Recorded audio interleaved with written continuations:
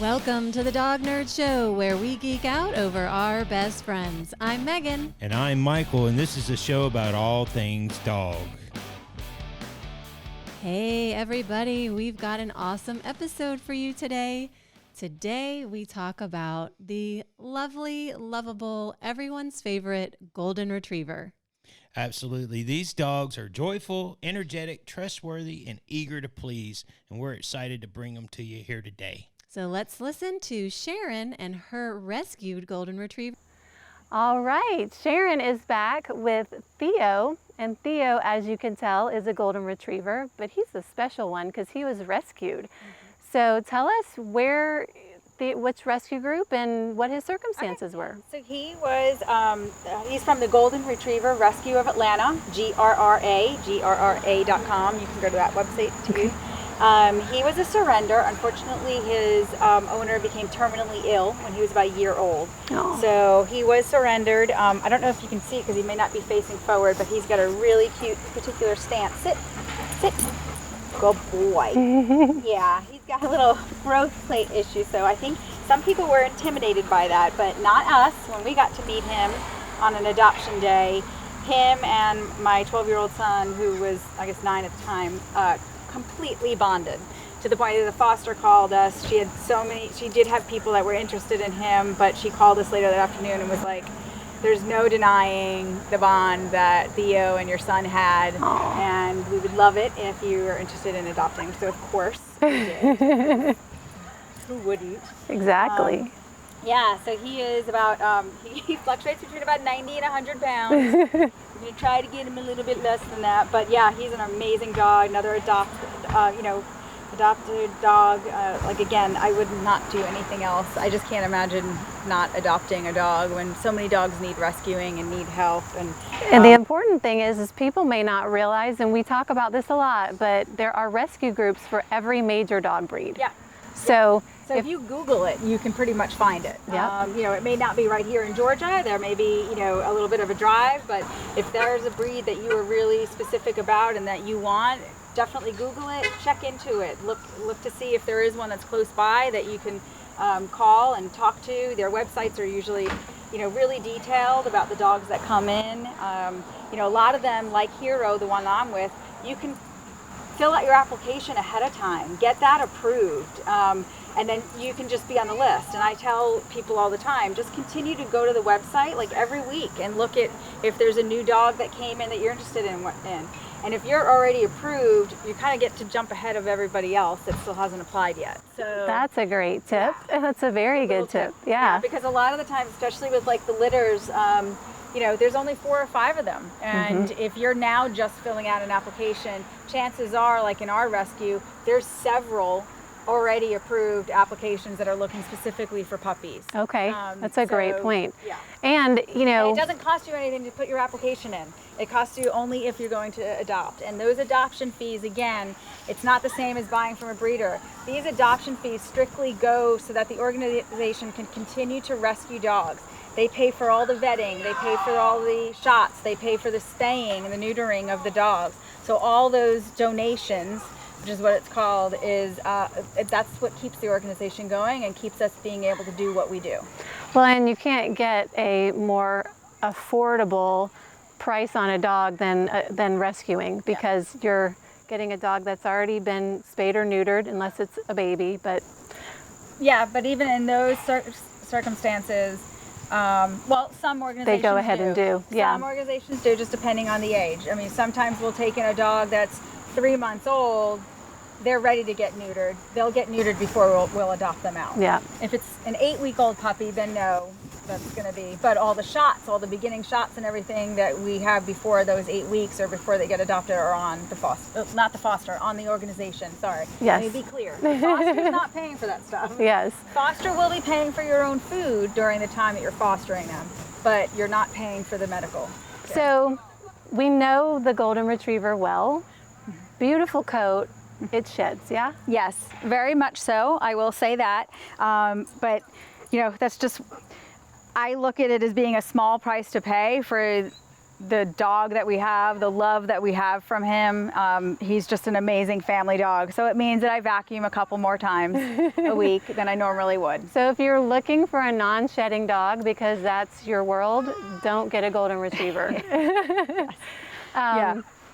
But if you have a family with active children, good dog? Absolutely. They can be pulled on. I mean, and I saw it with the puppies too. They bite his face, bite his ear. He'd have 3 on him at once and he would just like, okay. And that's the same way with the kids. I mean, I have never, in my experience, I have never heard or have seen, or even with my own dog, seen him react in a way that was aggressive or scary in any situation. Yeah. So energy level, is it pretty high in terms of like, do they need an outlet for, I mean, they're retrievers, so I would guess maybe they... I definitely would say that. I like to take my dog actually to Bow Wow Camp right here in Woodstock. It's an amazing place. The owner is just fantastic. Everyone that works there has worked there for a long time, at least that we've been going there. It's pretty much the same people. They really care for the pets and he gets that energy out. So especially when I got him when he was a little over a year old, it was really hard. It was hard to work from home because I felt bad that I couldn't play with him and interact as much as I wanted. So a few hours over there a day, I mean, not every day, but like even just twice a week, 3 times a week, definitely was a great outlet for getting out that energy, and it didn't make me feel guilty that I couldn't do it. Yeah. And again, the best part was that he interacted with dogs, and that's why I know that he has no issues with dogs. Yeah. He's great That's with all awesome. other animals. And Yeah. that's a great socialization thing too, as well.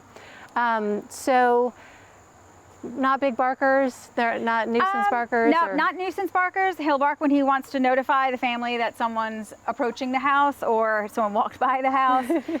He does bark at other dogs if he sees them walk across like not the lawn, but in front of the house, which is normal because he's probably just wanting to play. Yeah, yeah. Our dogs do that because they're like, someone's on my turf. Your dog does that because he wants to Yeah. play. He's like, hey, me here. Yeah. And I know that when I saw him, he's very exuberant, very happy to see people. So great. They love people. I mean, like you, I'm sure there are some Goldens that maybe have some issues, but I've Yeah. not met one myself. The breed itself is known later on that they could end up with hip issues. That's just something that is it's relative to golden retrievers, Yeah. just because they are larger dogs. So that's why we're trying to bring his weight down a little bit, because I don't want that. And because he has that growth plate issue with his front paw, I especially want to keep, watch on it. They've had specialists look at it even before I was there, and it's totally normal. There's nothing that I have to worry about. Sometimes when I would notice if he plays hard for a long time and then he lies down, when he gets up, he'll limp for like a minute and a half, and then he's fine. Okay. Yeah. Yeah. Any other health issues for Goldens in terms of like the hip dysplasia or cancers or anything? No, Okay. nothing like that. Hips, yes, and their ears tend to need more cleaning and I would say that for any breed that does have longer ears that are covered all the time, because the sweat builds up in it. So you just want to make sure that you just go in there, and he's really great about it, and you just take like a little aloe wipe. They have special ear aloe wipes, and you just wipe it. He actually likes it. So. He started wagging his tail as you touched his ears. He So. does. And for grooming, do you have him professionally groomed? Do you do it yourself? I do. Okay. We try to brush him. I will admit I don't brush him as much as I should. I definitely need to more. My son actually is taking over. Sometimes he'll do that too, because he loves it. Yeah. I mean, like most dogs, if you've been doing it since they were young or since you got them, over time they get used to it. And especially if you're doing it more often, then they're not going to have the knots, and the knots is what aggravates them. Yes. But if you don't, and you kind of do it on a regular, it's like a massage. Yep, absolutely got to desensitize them to that early on. Yeah, but I do get it professionally done about every 6 weeks. Okay. I like to get him bathed and groomed. So every 6 weeks, it's like a lady getting her hair highlighted. Yeah. Yep. Sometimes I can go a little bit longer, but it just depends. And it actually sometimes depends on the weather. Yeah. If we've had a lot of rain, I'm going to make sure I do it within 6 weeks. Yeah. Okay. 'Cause, yeah. They get muddy and Yeah. dirty, and And they get things because they caught in love their playing. hair. Yeah. I mean, during the summer, I can kind of hose them off, which they love, but yeah. Does he love the water? He does. We haven't had him at a lake yet, which I now know that there is a dog park friendly place. It's a lake area that actually one of our neighbors had posted that she took the dogs to. Yeah. So I've actually snapshotted it. So hopefully we'll get to take him there.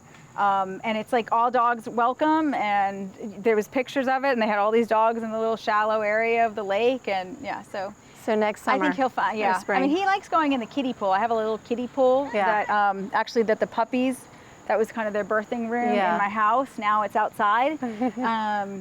And sometimes I fill that over the summer. I was filling it a little bit just so that they can run through it. Him and Bethany can run through it. Aw. Anything else we need to know about the golden retriever? Just, they're amazing. And they smile. I seriously say that they smile. You Theo. do. He has very pretty teeth, I might add. Hey, thank you. Thank you. Yeah, he's like, I'm not old enough to have bad breath yet. But yeah. But we Awesome. also do try to brush their, just clean. It's just like a little swab basically. And there's also, of course, those ones that they can chew, that they Yeah. eat, that clean their teeth. So try to keep that healthy. That is very important. So as we can attest, when you have older dogs, it's very important to start young with the teeth cleaning and everything. So that they don't fight it, so that they like it. Yeah. Well, thank you so much. You know, what I love about this is that we got to showcase a really popular breed that is rescued. I cannot stress enough how important it is to check those rescue groups. And, you know, puppies are a lot of work. Yeah. So going to a rescue group and finding an older dog that's maybe 2, 4, even 7. Even seniors, Yep. they need a place too. They and do. There's, like I said, he was from Golden Retriever of Atlanta, which is grra.com. And Bethany was from Hero Dog Rescue, which is herorescue.org. And there's also, you know, Angels Among Us. But like you said, if you are looking for a particular breed, there are also rescues out there that those dogs need to be rescued to. Absolutely. Thank you so Thank much. you. We I'm appreciate so glad it. we got to do this, Megan. Thank you. Yes. Thank you, Theo. How awesome was Theo? He's great. Such a sweet dog, very exuberant, typical golden retriever, I would say.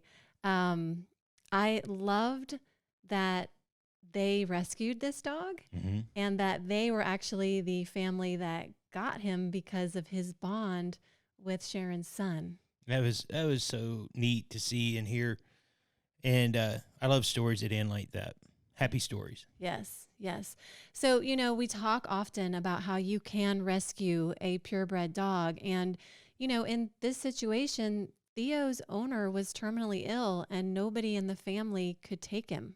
So, you know, Sharon and her family got a wonderful dog because, you know, somebody else had a trouble in their life and it just worked out positively, you know, and it's nice. I'm sure there's some peace of mind for the person who passed away, who was Theo's original owner, that, you know, this dog is with a loving family. So we want to make sure to mention grra.com, which is the Golden Retriever Rescue of Atlanta. There's another one here that's great called Adopt a Golden. There are a ton. So wherever you live, I am sure you can find one as well. A few things. Let's talk about the breed. They are number 3 in the United States in popularity. Number 3. Not surprising, right? Yeah, they're also extremely intelligent too. I think they're around that number 2 as far as the most intelligent dog. Very intelligent. They have a 10 to 12 year life expectancy, which in my book is not long enough. They are pretty good for a large breed dog. I think. Yeah, absolutely. They hail from Scotland. If it's not Scotland, it's crap. So they were bred there to retrieve waterfowl. And if you have been to Scotland, you will know that it is very cold. We were there one time in August and it was freezing. So granted, you know, we're from Georgia where it's warm, but, you know, this guy's not quite as cold natured as I am. And so it was really cold. So they do have a double coat, right? Which means shedding. And Sharon talked about that. It's regular, you know, the little fur bunnies that pop up everywhere. You know, with all breeds, you know, brushing regularly will help that, but it's not going to get rid of it completely. These dogs do shed. So you need to know that. You need to keep that gorgeous, luscious coat brushed regularly so it doesn't get tangled. And it was interesting what she said about, they don't mind the brushing usually. It's when they get knotted up. That's when it becomes a problem. And if you've ever had a knot in your hair and you've tried to brush it out, you probably understand why. So Yeah, it hurts. And I think, Goldens, because they love their people so much, it's like, just like when we saw Sharon touch his ears, he's like, oh, they love the affection. So Right. the brushing is, part of that. And we know that goes with Riley too. Yep. If you're brushing Finley, she's like, hey, I gotta get I'm in on next. that. I'm next. Yeah. So great swimmers. If you have a golden, you probably try to keep it away from the lakes and the and the puddles if you don't want to have to give them a bath, because they do love to swim. So let's talk about a few things you should know about the golden retriever. So the coat sheds regularly, needs regular brushing and grooming. As far as grooming, you've got to clean those ears regularly. Any floppy eared dog, you need to Right. clean those ears regularly. But with the golden, Sharon said every 6 weeks they get a grooming. So that's pretty regular. So if you're not prepared to pay for a grooming every 6 weeks, Or then learn how to do it. yeah, exactly. So that is going to be an extra cost that you will have. Their temperament is, they are an extremely family oriented dog. Their temperament is great. If you've ever been around them, they're just big, lovable fur balls. They love you even if you're not their family. Correct. Yeah. And they have a wonderful temperament for other human beings and other dogs typically. And we say typically because every dog's a little different, but Yep. on average. Yeah. Every dog has their own life experiences. So Right.